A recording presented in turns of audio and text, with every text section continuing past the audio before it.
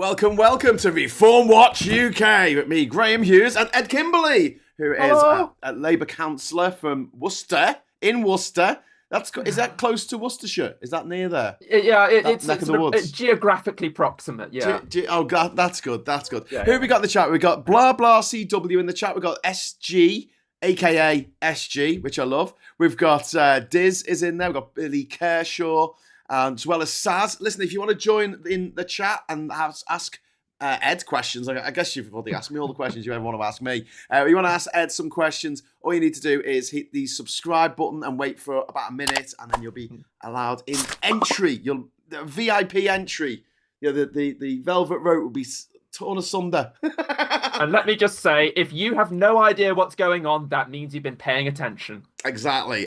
We've got Wake Up and Smell the Rosemary's in there as well. And Elle McPherson. Yeah, Elle. Love the new name. I love that name. We've also got Chris C as well, who's just joined us. And One Angry Pagan. And Miss Paula Thomas. Yay! Gang's here tonight.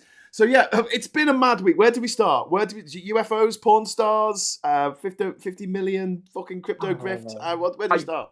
I feel like we'd be remiss if we don't touch on the crypto millions. Like, I think that's the story that's going to get buried if we're not super careful. Yes. And it's like we've got to at least mention the fact. Like, it's mad that we've got a serious UK politician raking in that kind of money on that kind of scale, and just like if Keir Starmer took 500 quid from Christopher Harborne, it would just be headline news for every single day. And not only did that, but changed the Labour manifesto to include allowing taking all the guardrails off cryptocurrency. Yeah, I mean, have you How seen did he make his money? Cryptocurrency. Oh, okay. Yeah, and I mean, have you seen the conspiracy theories around Palantir? It's like Labour's getting a hard time over that, and you're talking about, oh, good golly, it's like the scale of what Nigel is doing is just blows every other kind of corruption out of the water. Yeah. Completely. He's like walking around, just like sniffing at everyone else, going, amateurs. What did you get, Kia? Oh, a pair of tickets to the footy, and your team lost. I got £5 million. I find it was 20 semi-detached houses up here in the north. 20 houses. There you go, mate. I have 20 houses. Oh, cheers.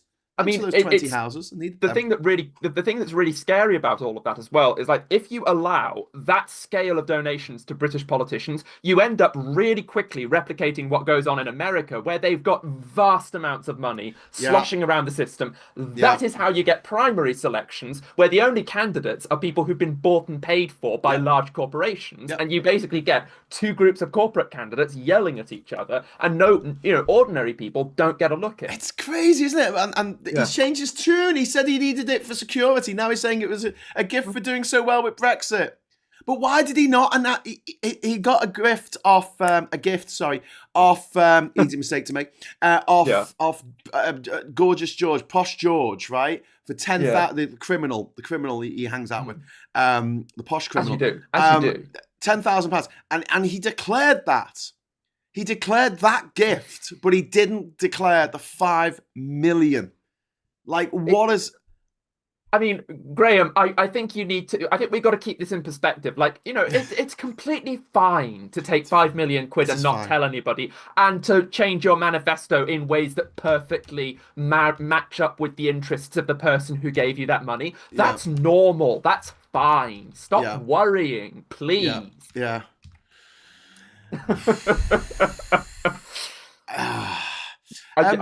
We'd be remiss if we didn't mention this. No, like, he's trying to frame it like it wasn't political, but he got it. He said, "I'm not going to run for office," and then he was given 5 million, and then he ran for office. Yeah, help me join the dots in that one. It's very complicated. It's very complex. I remember when Keir Starmer was being given a hard time over receiving a tie from Lord Ali. Yeah, and a pair of glasses. He is a lord. He's already got every... Yeah. It's like, this guy's already he's already in the House of Lords. What do you want? Like, he's got nothing to gain from this. He's got no personal vested interest in this. He's just giving the Prime Minister a tie. But no, apparently that's the biggest scandal that we should all be worried about. Huge. And I mean, you get a lot of grief, don't you, off the reef fuckers? I mean, how are they responding to this? Have you got anyone saying, "Oh, actually, Ed, I think you're right. If he is a grifter." Well, there's a funny thing with the thing about the reform lot, and I'm going to say this really carefully, because I see cult of personality behavior happening, and it's happening on both the right and the left of politics right now, more so on the right, but to a lesser extent on the left as well, where you've got populist leaders who can do no wrong, and don't have to answer hard questions. And I think that's deeply unhealthy. And you get people who become more entrenched. The more you point out stuff to them, the more entrenched they get that actually no, their guy is right. Even if you can see, like Nigel Farage could walk out of a room with a bloody knife in hand and a dead body in the frame behind him and say, "Yeah, I've no idea what just happened." And there are hundreds of people who would say, "Oh, no issue. Don't see the problem here. Don't suspect him." Yeah. And that is the challenge. Like, when you're talking about people who are deep within the reform cabal, here in Worcestershire, and we'll get onto this, I'm sure, a little bit later on, but we've had reform councillors who have quit the party in protest over things they've done. And it's basically been because they believed in the Reform UK manifesto. They believed the lies, and they were taken in by such the a grift. shock. Well, this is it. I mean, I've got a few super chats to go to, but we should mention this. If they did actually form a government, that'd last 2 weeks because Nigel Farage doesn't give a fuck. He'll put his feet up and just be counting his money. He was not going to read any policy papers. He's not going to draft any legislation. And all these true believers are going to go, "What now, Nigel? What now?" And he's just going to go, "Fuck off." I mean, I'm counting my money. If they lose parliamentary seats at the same rate that they've been losing council seats, which is about 10% over the last year, they would lose their majority in a year or two. What's the point in voting reform? You're not going to keep them for 5 minutes. Well, it's the ultimate protest vote, isn't it? Sarah Davis, thank you so much for the £2 super chat. Sorry about missing this morning. No, nothing to apologise for, Sarah. Thank you for the super chat. But you're always welcome, and you don't need to give super chats. It's fine. It's good. We just like having you here. We just like having you here. Sphere Lance, £2 for Ed's security. Wink, wink. You've got £2 coming to you, mate. Put that in the post. I put a first class stamp for £1.82 on it. Give you the difference. And then we've got Miss Paula Thomas. Thank you very much for the £5 super chat. Cryptocurrency attempts to privatise currency issuing. Currency issuing without taxation is inflationary, and that is bad. Yeah, everything about crypto is bad. I mean, why would you want to? Everything about crypto, every problem it's claiming to solve has already been solved. It's untraceable. It's like, so are cash in hand payments. That's one of the major problems with them. But I mean, it's also given us the manosphere. It's also given us Trump. It's also given us Joe Rogan. It's also given us all this shite. Well, what good thing has come from cryptocurrency except the Schadenfreude from watching dickheads buy really expensive NFTs, which are now absolutely worthless? I think the problem is that the satisfaction, the Schadenfreude of that is kind of outweighed by the fact that there are a handful of much worse people who have made massive bank. Oh, they make killings. Well, they reckon the way to make money out of cryptocurrency is to make videos about how to make money out of cryptocurrency. Don't put any of your own money in it because it's too risky. In fact, Bitcoin's lost half its value since October last year.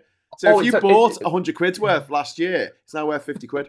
Look, it's the when a scam has metastasized sufficiently, the ultimate, the terminal stage of scammery is that you get how-to videos on YouTube trying to teach you how to do that particular scam. Yes. Yeah, true. But this is funny as well, talking about sort of, cryptocurrency stuff.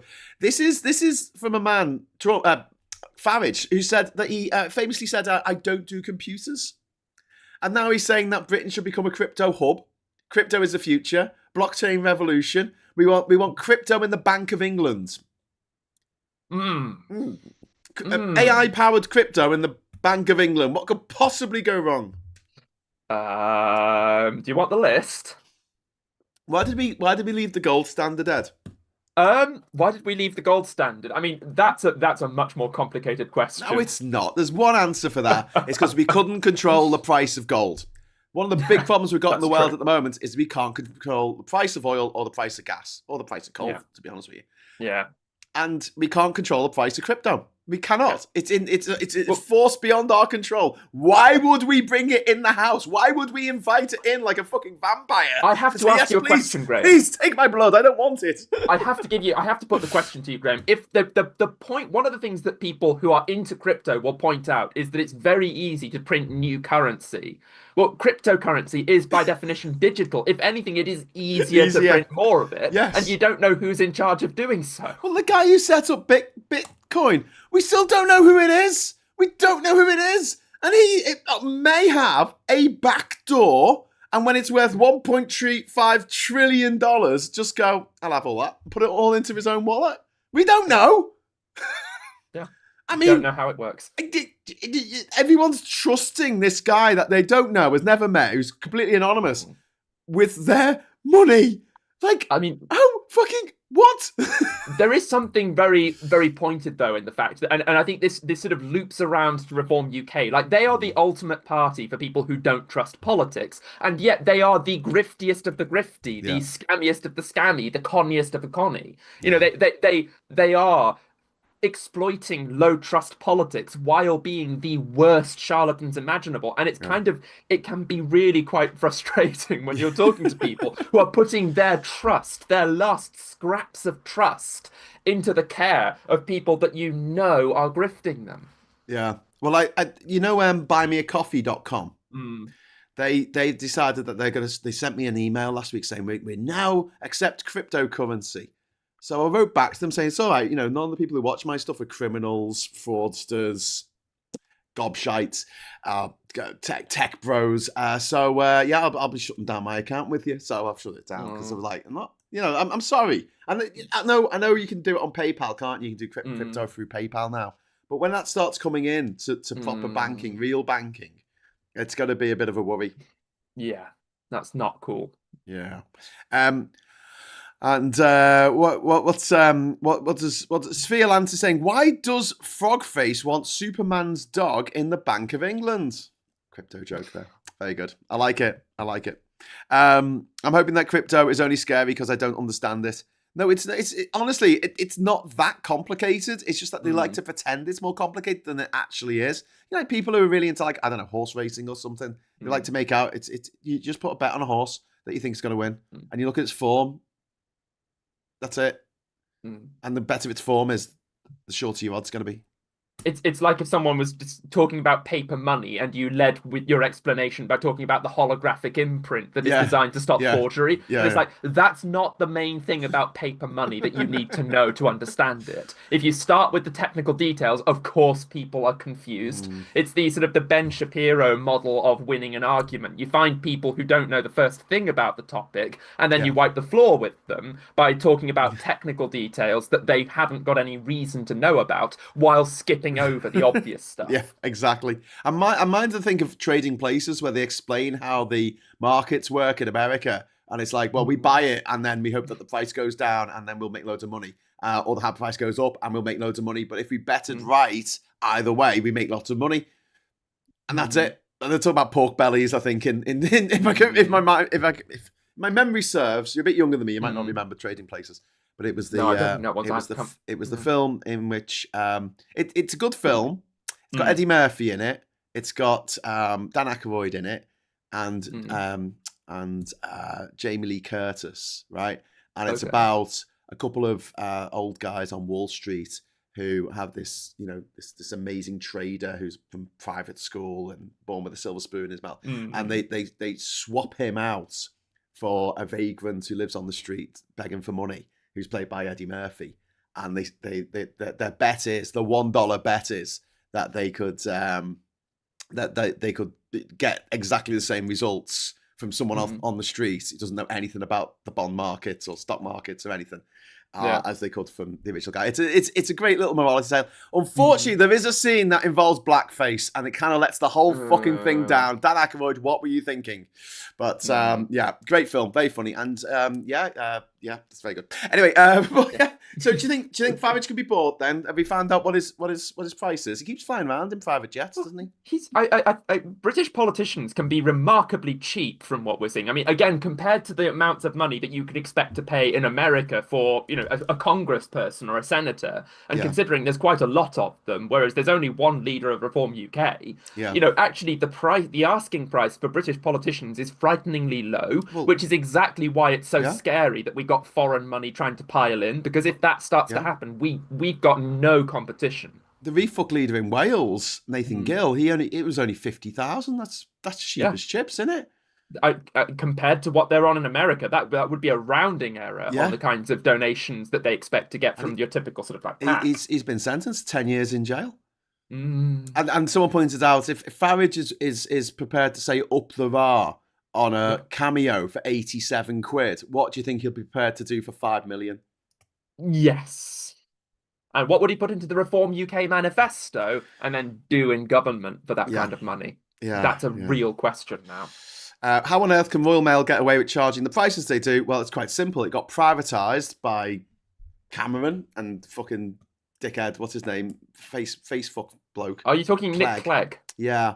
Got privatised, didn't it? In what, 2013 was it? They privatised it. And the price of a first class stamp like doubled overnight. On the plus side, student loans went absolutely ballistic. Oh wait, that's not a plus side. Sorry. I was trying to think. On the plus side, we also had austerity, and loads of people were plunged into abject poverty. No, that's not a plus side either. Oh, and the recovery that we were getting from the credit crunch in 2008, under Alistair Darling and Gordon Brown's leadership. That they frittered that away. And then thank goodness for that. And then we Brexited. Yeah, then we they promised a referendum on the most divisive topic they could think of in order to placate a wing of the Tory party that still wasn't going to be placated and ultimately did sort of grow into Reform UK. Yeah, that was excellent decision making. Do you know what though? Like you know when Superman, he takes his glasses off and he's suddenly Superman and no one can tell the difference. That's like all these Tories in Refuck, isn't it? All these Tories are like, you got Jenrick and you've got Baden. What's her name? Badenoch, yeah. Suella Braverman. Braverman. And they're like take the glass off and they go, no, that was a completely different Home Secretary and Minister for Immigration who made the Boris wave happen. Oh, Bobby Jenrick. Oh, sorry. Hang on. Are you a Tory? No. Oh, I haven't got my glasses on. We need to fix our immigration system. Oh yeah, I'll do that. Yeah. Let me put my glasses back on so I can read this. No, I've been recognised. I mean, just what? Like, I mean, it is mad. How are people so? How are they so stupid? I think it's the case of, it's sort of like the UFO thing. I want to believe. I think there's a lot of people who really, really want to believe that Reform UK are genuinely going to be different because they definitely want different politics. We have had however many decades of neoliberal sort of centrist politics, and they're desperate for something that's not that. And Reform UK will claim to be not that. But of course, they absolutely are. They are the embodiment of neoliberal, sort of politics. Like, they want to privatise everything. They basically want to privatise the government. Yeah. It might be a bit before your time, but we used to have a show on TV called Watchdog. It was presented by Anne Robinson, and Anne Folds-Wood used to present it as well. Very strong wrists. Anyway, I was thinking we could do a show called Watch Frog. And what it is we go around finding people who've been conned by Nigel Farage. Maybe like actual people in real life who've met him and been fucked over by him. And we do like a little interview about, so how did Farage fuck you over? Or maybe we could have like little old granny say, I voted for Nigel because I thought he was a lovely man. And then he smashed me teeth in. I suspect there's a fair number of people in Clacton who are pretty hacked off that while he technically sort of owns but doesn't own a house there, he never seems to actually turn up there. Isn't that just even when question time's set in Clacton, he's not there? That's the one question time he suddenly can't make time to be there for. Weirdly. Well, to be fair, it is Clacton. I mean, of course, the fact that, as Nigel so rightly said, who would want to spend every Friday down in Clacton, apparently. Oh my God. It's like, and he's still got elected there. But Brexit has made Farage rich. Whether he says it's for the 5 million that he got for fighting for Brexit. It doesn't matter. Even before then, he was flying around in private jets and in helicopters and living the life they'd become accustomed to. You know, what they were said of him, that money is like water to him. He just doesn't even, he's just feckless. He doesn't care. It's much like with sort of Boris Johnson. Yes. Like his parliamentary salary was described as chicken feed. And it's like, that's an income that most people, like in my council for that. would give their eye teeth to have a fraction of that as their regular annual income. Thank you so very kindly. Chicken feed. Yes. Yeah. Quite. But like, you know, if he says that he can't be bought, like what? And the whole pitch of Refuck is that the establishment is corrupt. We have to come and save the day for this corrupt establishment. Now, to be fair to him, Graham, when he says he can't be bought, I believe him because he's already bought and paid for. You can't buy what's already off the shelf. Yeah, true. I hope no one tries to take him back. I hope they kept the receipt. Anyway, let's talk about your not your council, because you're Worcester Council, which is the city council. And then they've got the county council, which is Worcestershire Council. So let's tell me what happened this week. It all fell apart, didn't it? All the wheels came off.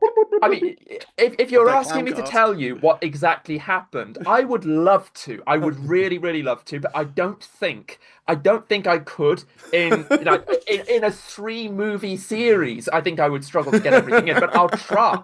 I'll try and make some sense out of it. Go for it. So basically, let's wind back to the long distant time in the mists of history known as May 2025. I don't know if you were around back then. I don't know if you can remember. Oh no, last year. Go on. Last year. Yeah. So May 2025, Reform UK took control of Worcestershire County Council with 27 out of 57 council seats. Now, the keen-eyed among you might notice that is too short of a majority, but still very, very close. Given that the second largest party was the Conservatives with about 12 seats, you can see that it was going to be a right-wing administration of some flavour. You got a mixture, you got a medley of other parties, you got some Lib Dems in there, you got some Greens, you got a couple of Labour people, but realistically, Reform are the only party that stand a chance of forming an administration.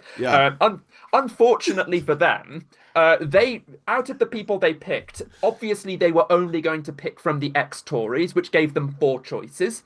One of them was Joe Monk, who was someone who'd been booted out of the Tory party for turning up to so few meetings and just not contributing. Alan Amos, who was previously a Tory MP in Hexham, seriously, Google him. I haven't got time to break down all the ways he's controversial. I'll just tantalise you by saying that he once called the Queen a parasite. He's one of Ollie's favourites.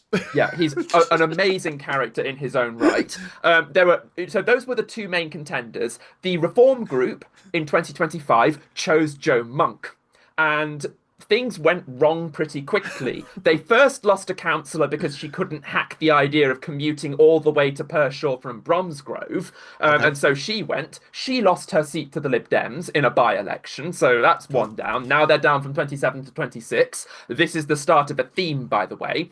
Then the deputy leader of the council can't hack the idea that they're going to actually be putting council taxes up at the same time as hiking senior officer pay, when Reform had specifically promised council tax cuts on their leaflets. So out goes David Taylor. And so now they're down to 25. And then things start getting really chaotic. You know, one thing leads to another. Joe Monk sends the odd legal cease and desist letter to opposition councillors to try and shut them up.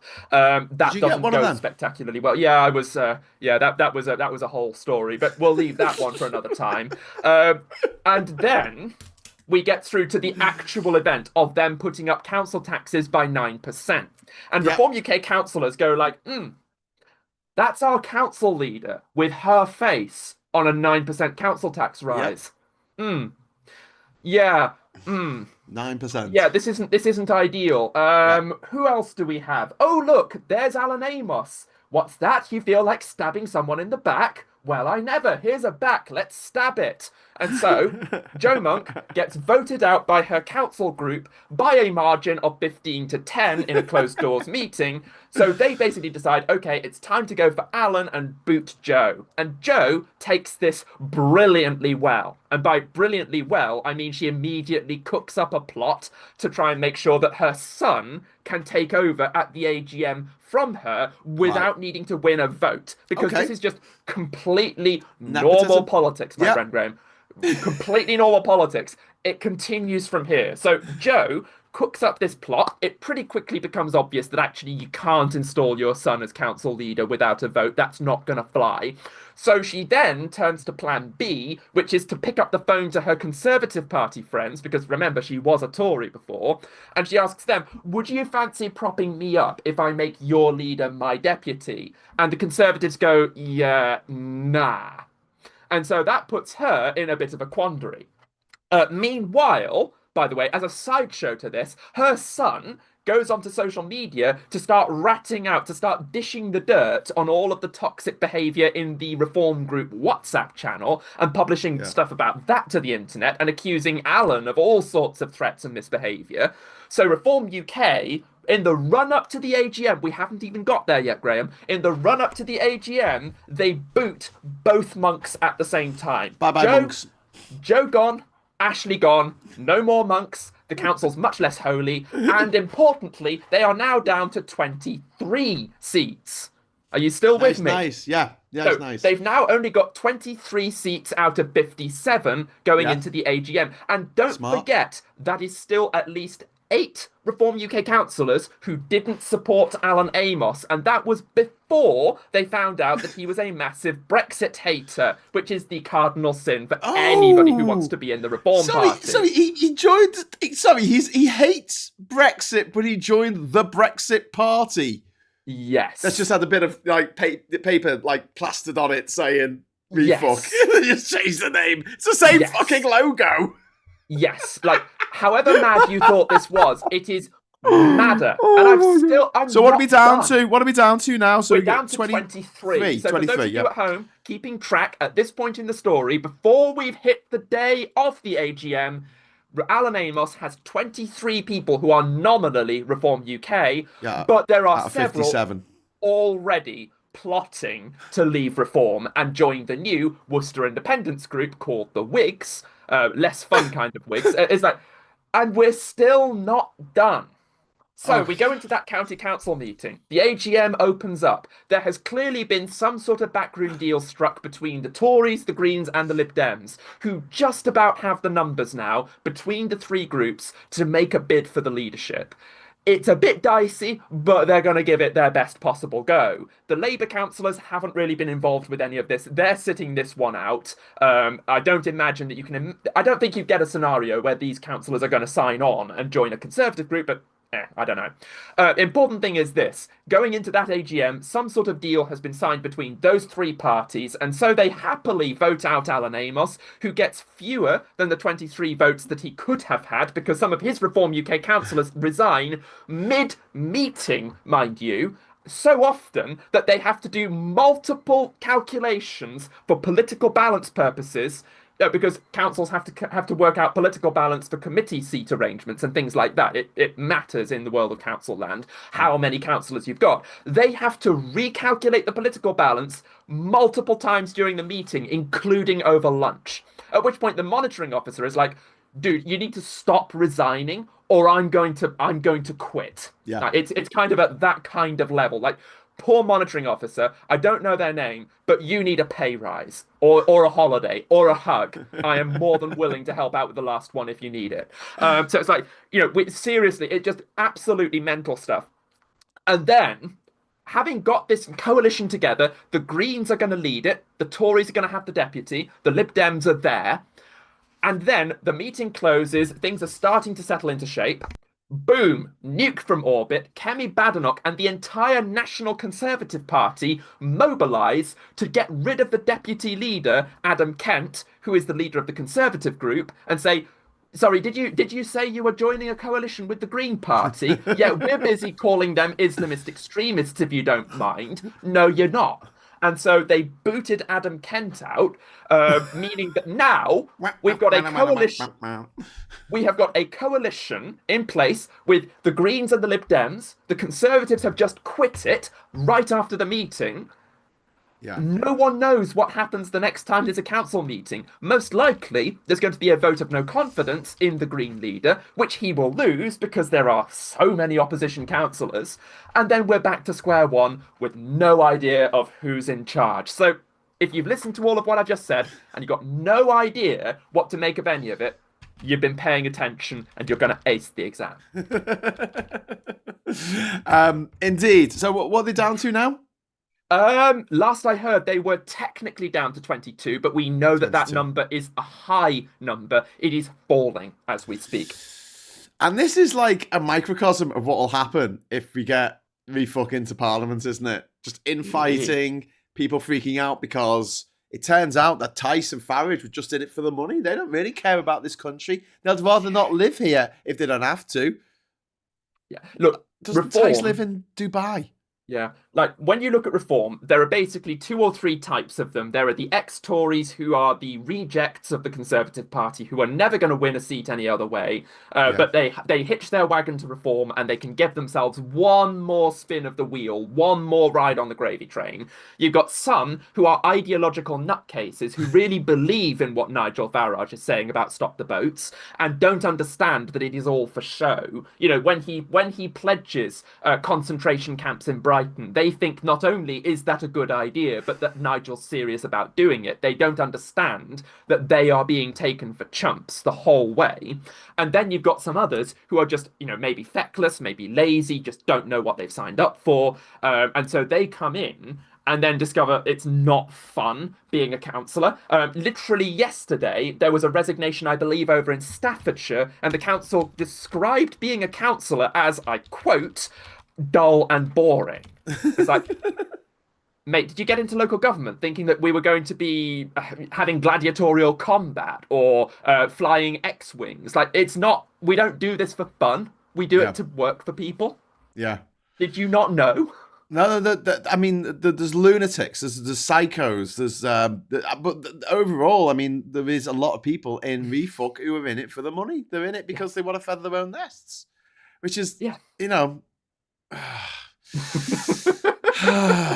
So, like I say, if you hear the phones ringing in Worcestershire, it's probably Chernobyl phoning to ask for the nuclear meltdown back because we are just.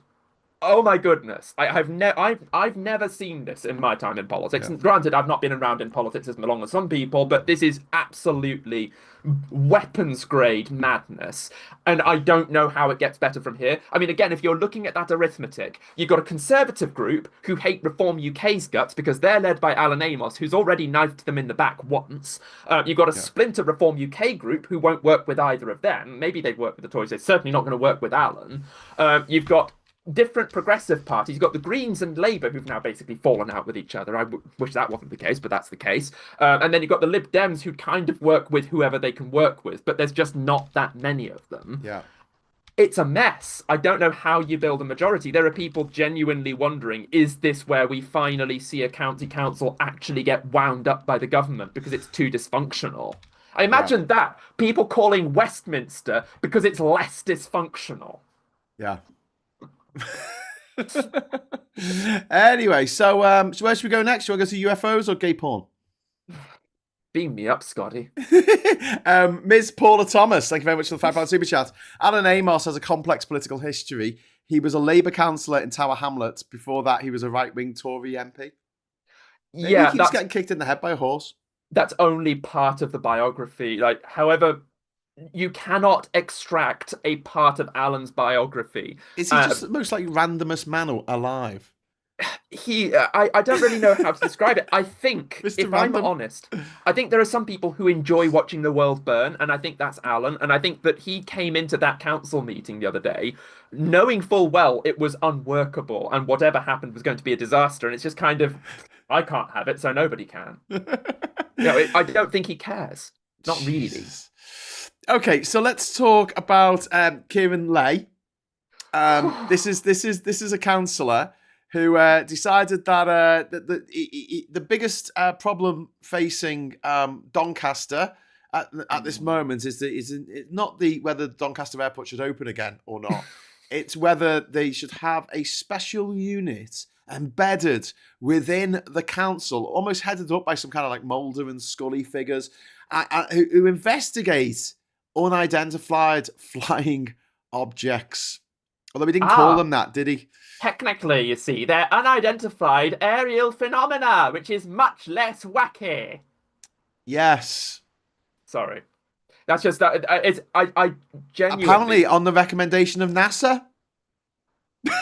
I've seen some very interesting. Like, I've had people coming onto my comments in Facebook saying, Ed, you're being uncharitable. Like there's a serious issue around UAPs, and it's like, do you think that the job of a local county council is to take an interest in UAPs? Do you think that's what's going on here? That is giving a whole lot of benefit of an incredible amount of doubt. If you're prepared to believe that, then I'm prepared to tell you that that UFOs are real and I've seen one. It's like they had on the feed like the other reform councillors in the council. Yeah, you just see them dying, like just oh my god, he's on our team. This is fine. This is fine.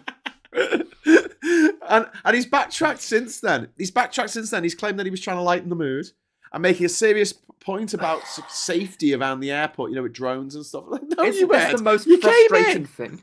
Isn't this the worst thing, though? Like, so often in politics, someone says something horrifying, and then they say, it was just a joke. Why didn't you laugh? Yeah. It's like, that's not an excuse. That doesn't make it okay. Yeah. So, so beam me up, and then I don't know what you want to do to me against a dry stone wall, but if you want to see people get up to that kind of shit, if you want to type Stephen Moustel into OnlyFans, you'll find a gay adult performer who has a lot of explicit material. Who defended himself. He's now a refuck councillor. He's defended himself, saying no laws were broken. I mean, look. All I'm going to say is I'm sure that there are lots of people in Reform UK who were having a lot of fun about Zach Polanski and his mum not long ago, who are going to be having to do some serious mental gymnastics to make sense of this one. What did Zach get up to with his mum?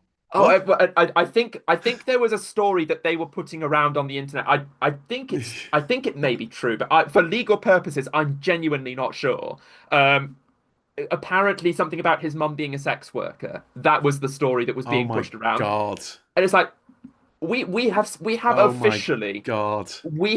officially in this country, in our politics, gone into crazy land. We've gone into Wonderland. We are through the looking glass. This is a level of madness that we should not be putting up with. And I just want to say again, for the record, this isn't appropriate or normal politics. This isn't where we should be having our discussion. It is the Trumpification of politics, though. Trump married a porn star, or a sex-trafficked woman from East Europe.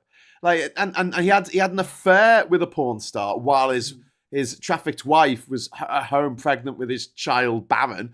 Like, he's normalised this shit. He's going to have a UFC fight on the fucking White House lawn. He's looking forward to it. It goes beyond that, doesn't it? Reflecting, well, he's painted it blue like a trashy fucking, Holiday Inn fucking pool for the 1980s. Like, but it gets messier because when you think about like things like the conspiracy theories surrounding a certain pizza location in America and Hillary Clinton and her lot, that whole conspiracy theory universe that got started, like, basically, instead of us talking about serious policy, instead of us talking about how we make life better for people, instead of actually talking about constitutional matters, we've kind of, in the world of politics, it feels like all of that has just been thrown out of the window. And instead we're debating about how low we can go with our personal attacks, how nasty we can make it, how hostile the environment can be made towards women, how exclusionary we can be, how racist we can get away with being now.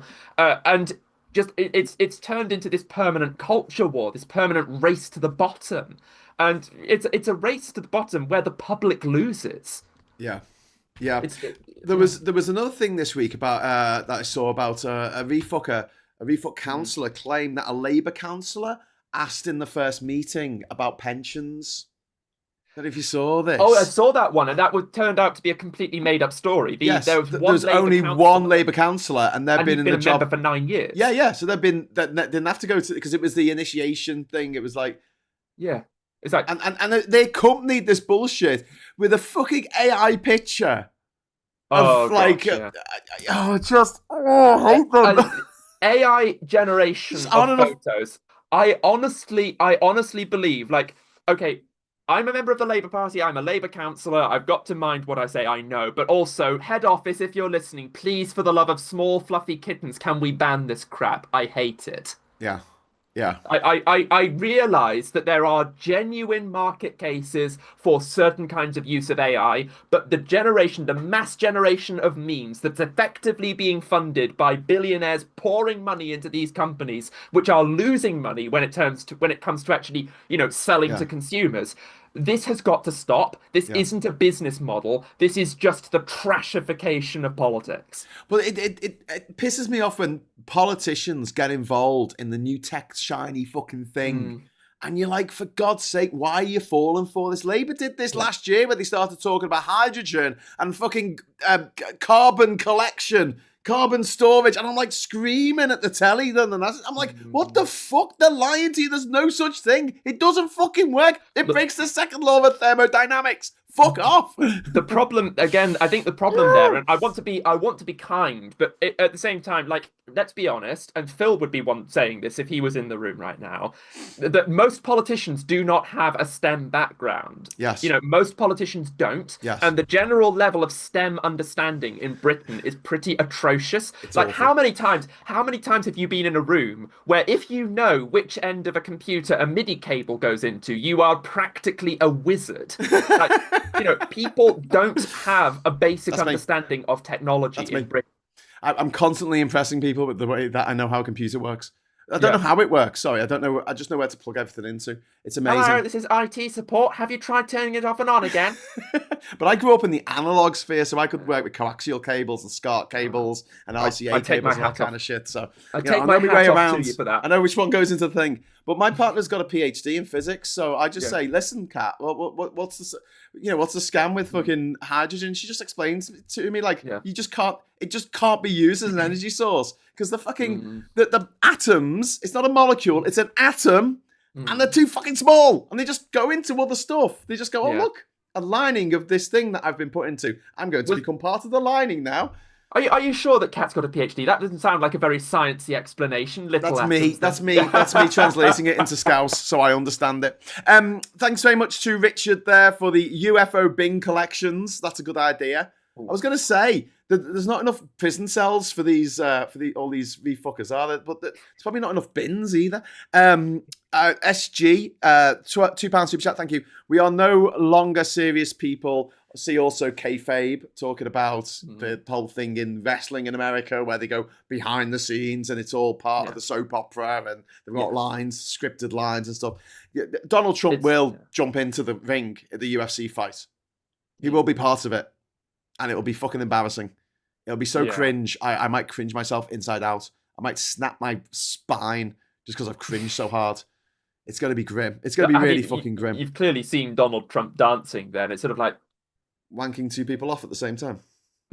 But thank you for that mental image. I hadn't thought of that, but thank you. I appreciate that one. I'm sure our friend Stephen Mousestall has got a video of him doing that. Doing the Trump dance. Yeah, it's terrifying, isn't it? That this is, but it is. Hey, look, at the end of the day, a socially conservative party defending sex work freedoms. So, well, I think what you've got to understand. The thing about right wing and sort of well moneyed capitalist politicians like Donald Trump, they're not actually fundamentally against sex work. They're just they're against the sex workers. They're against people. They're against people at the lower end of the income scale. Yeah, true. Sarah's saying we have Betamax videos. If you want to confuse a child today, show them a VHS tape or cassette. Yeah, it's very cool. But yeah, the reason why Betamax lost the format wars back in the early 80s, this is before you were born, it was because the makers of Betamax, Sony, they wouldn't allow porn to be sold on their format. But VHS were like, yeah, whatever. So VHS was bigger, clunkier, less quality. It was shitter by a mile. Betamax was a superior version of this analog technology at the time. And they lost because porn. Anyway, so what else have we got? We could mention this election that we're going to have now in Makerfield. This is going to be an uphill struggle, possibly, for Andy Burnham. What's your take on it? We've got before we start on this topic, I just want to say to everyone, at 7:30, we're going to be finishing the show. And if you keep watching, we're going to automatically, magically take you over to Aid Thompson's feed. So we're going to have a raid on Aid. Hey, see what I did there? So say hello from us. I'll jump in as well and say big fannies or something. Anyway, go on. Sorry, what were you saying, Ed? Okay, so obviously, the reason that Andy Burnham would be standing, that we all understand what this is about. It's about Andy wanting to challenge Keir Starmer for the Labour leadership. Given the poll numbers, I shan't dig too deep into them. But the poll numbers would very much seem to indicate that he's going to probably have a better chance of beating Starmer than many of the other contenders. So it makes sense why he'd want to have the chance. So bear with me, thank you. So he's obviously running into this parliamentary by-election with the intention of challenging Starmer. Is he guaranteed to win that parliamentary by-election? I suppose you could say no, he's not. Looking at the local election results in that area, it was tough. Reform UK did very well there. But I will posit you this, Graham. Mm-hmm. If Andy Burnham is pitching to replace Starmer because he is more electable than Starmer, then if he can't win that by-election, he's kind of disproven his own case. But conversely, if he can win that by-election handsomely, he's also kind of proven this point. Yeah. So I feel like, that is the conversation that's going to be had. And actually, it's quite neat that, in a sense, the public is going to get the chance to have their say on this. Yeah.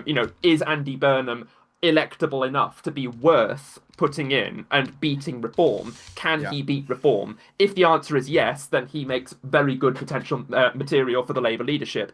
I also think it's worth sort of digging through a little bit of the drama that took place over the last few days. I was standing in a constituent's sort of front room. He'd got the TV on. He'd got Sky News ticking away as we were talking about a constituency issue.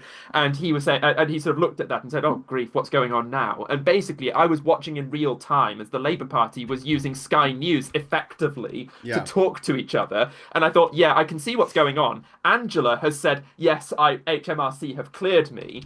Translation: wind your neck in, Wes. I would beat you. I'm not going to trigger the contest. So if you don't, maybe you get to walk away with some dignity. Yeah. And that's broadly what seems to have happened. Well, And I noticed the way that the BBC reported that. They said, they didn't say that HMRC cleared Angela Rayner. They said Angela Rayner says HMRC cleared her. Do you know what I mean? Like, the tricksy little bastards at the BBC. I don't want to get rid of the BBC, unlike GB News and Refuck. I don't want to get rid of the BBC, but I would like that not to be allowed. I want to say, for the record, love the BBC. There are some very good people who work there. I think there's always things that can be improved, and there's always things, I think it's about unraveling the years and years and years of meddling that were done by the Tory party. Let's not forget the amount of a hatchet job that they did on the Director General at the time, and sort of trying to pack it out with their stooges. That takes time to unpick. Yeah. We've had another two councillors sack off Refuck in my neck of the woods here in Durham. So Andrew Havison and Kenny Hope have both fucked the fuck off. As a patriot, I will work with my friends and Reform councillors to bring about a new government and get the UK back on its feet. They've resigned from Reform UK, sorry, due to go on. Sorry. I was going to say, as a patriotic person, I wish to say that I will work with my Reform UK colleagues to deliver stable government for Britain, but not as part of Reform UK. I trust them so much. This is pretty much, Saturday, I've resigned from Refuck UK due to unreconcilable differences with the leadership in Durham and lack of support. This has been highlighted in writing on multiple occasions, and my reasoning: I joined Refuck UK Durham to make a clear difference to people's lives, and this is what I will be doing going forward. I have supported the party tirelessly for a year, working full-time hours while volunteering to help many groups. This is evident by the support I have locally. He feels like he's not happy with I won't go into any further details because as evidenced it by would be my support unprofessional. locally, aka my mum. Sorry. I would say I have not any complaints by anyone disclosed to me or any other reason for my resignation. It's simply the right thing to do. So he's fucked off now. It's a funny thing how many, again, I get so many people saying, it's like, why Reform UK had the most seats in Worcestershire, why won't you let them have the chance to run the place? And it's like, well, it would be lovely if Reform UK agreed that that was the right thing to do, but that's something they can't agree to. Yeah. He was a councillor for Seaham. Now, Seaham is a place along the Durham coast which is absolutely fucking obsessed with World War One. So much so they've got a giant statue of a Tommy sitting down looking sad. A giant metal statue in the middle of the village green of a giant, and it's like giant proportions in the middle of the village green. Well, town green, I suppose. It's on the water. And it's like, can you calm down with the whole world? And if you go anywhere near there at like Poppy Christmas season during Remembrance Sunday, it is insane. It's just like poppies everywhere you look. And there's poppy benches, and there's and it's just like, oh mate, did something happen? Was there a big battle of World War One in Seaham that I missed? Was that twins with Yeep or something, or the Somme?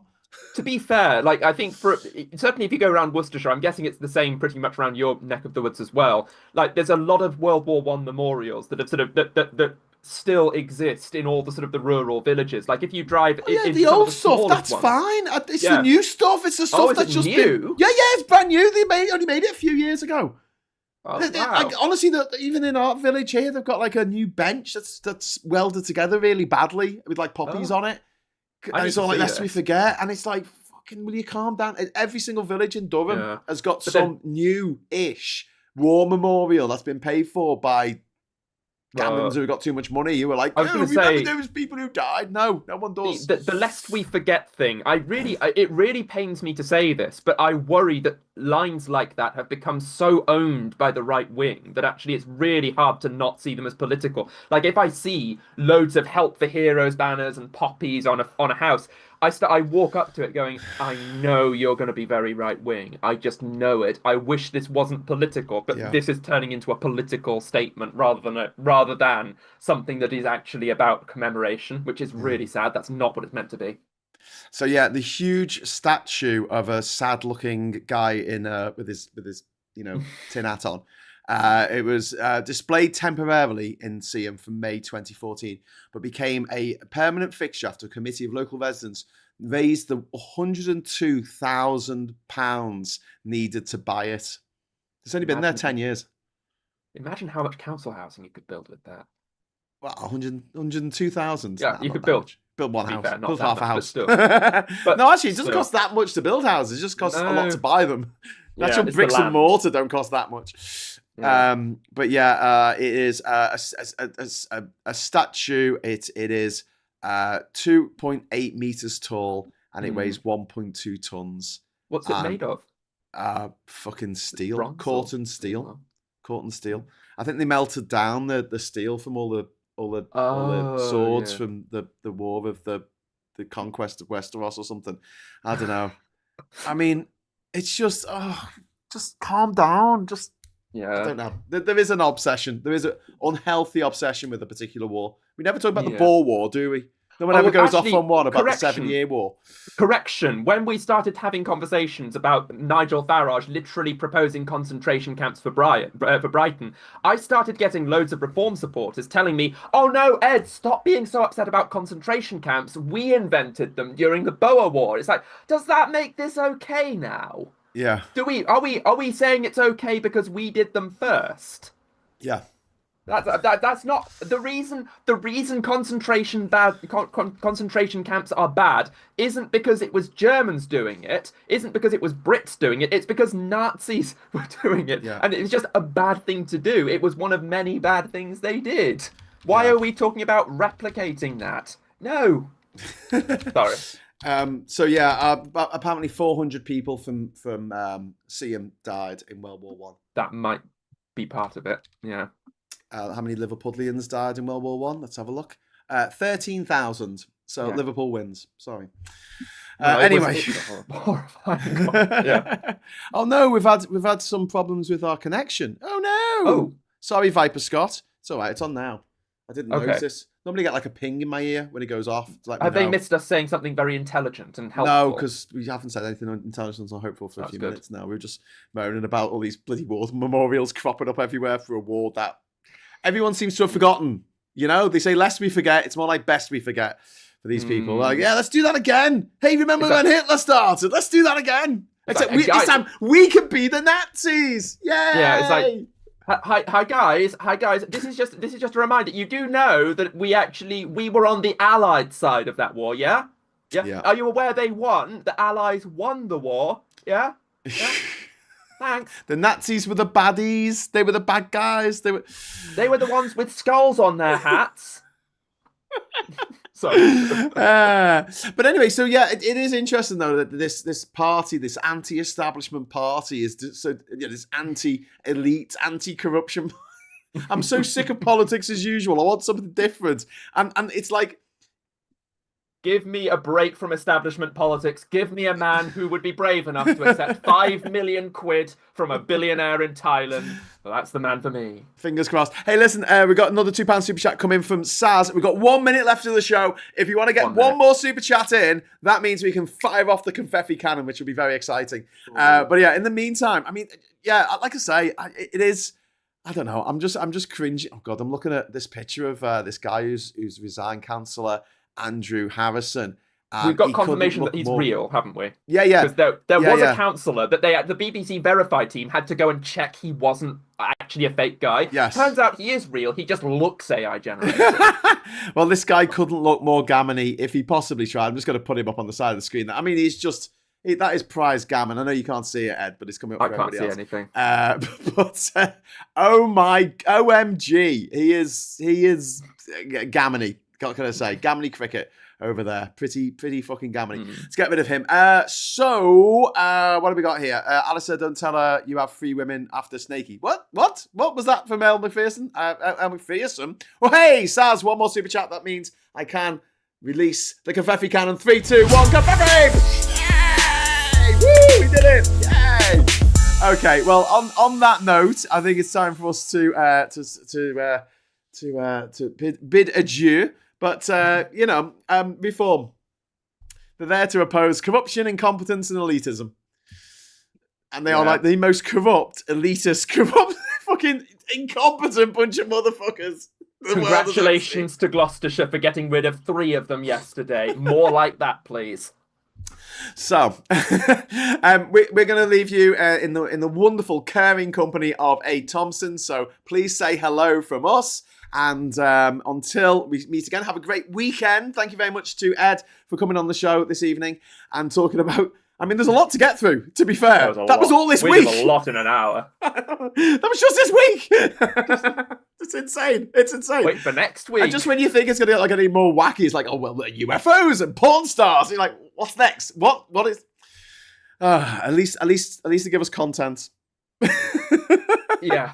Yeah. And they make you wish that Doctor Who was real, so we could bring that time machine around so we could go to a more normal period of history. Can I go to another timeline? Can I get off the Biff timeline, please? Miss Potter Thomas, before we go, World War II was a family argument in which millions died. Yeah, it was all of Queen Victoria's grandchildren all having a family feud. Anyway, so thanks for watching, and until next time, hello, good evening, welcome, and goodbye. Say hello to Wade.